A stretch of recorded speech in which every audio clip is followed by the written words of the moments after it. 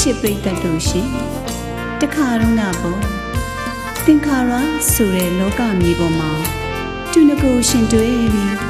အချစ်ဆိုတဲ့ဗိမ္မာန်ကလေးတိဆောက်လို့တမှုတရားဆိုတဲ့ဥယျာဉ်ထဲမှာကျင်နာခြင်းဆိုတဲ့တိုင်းရင်းသားလေးတွေကို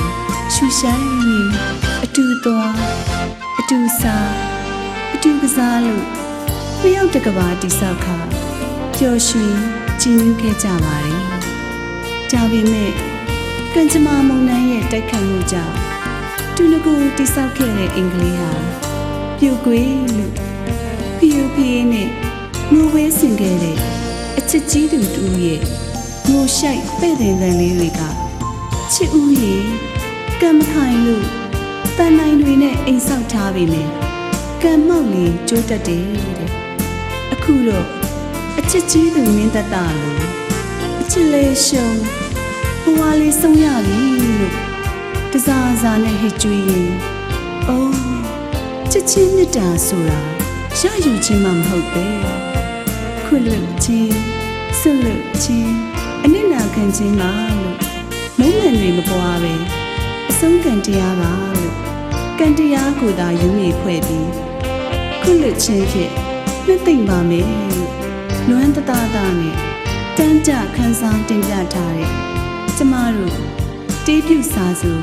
မောင်မောင်တင်ညွတ်ရဲ့ငယ်ချစ်ဦးဆိုတဲ့ခန်းစားမှုဝေဒနာပေးသွားလေးတွေကိုဂီတမှုစနေရမောင်လာအေးရဲ့တေးဂီတရတ္တဖန်တီးမှုအတန်ဖန် EMS Studio ကျမတေးတန်ရှင်ဘာဘရာရဲ့အတန်နဲ့အတူမျှဝေခန်းစားကြည့်ကြပါစို့လားရှင်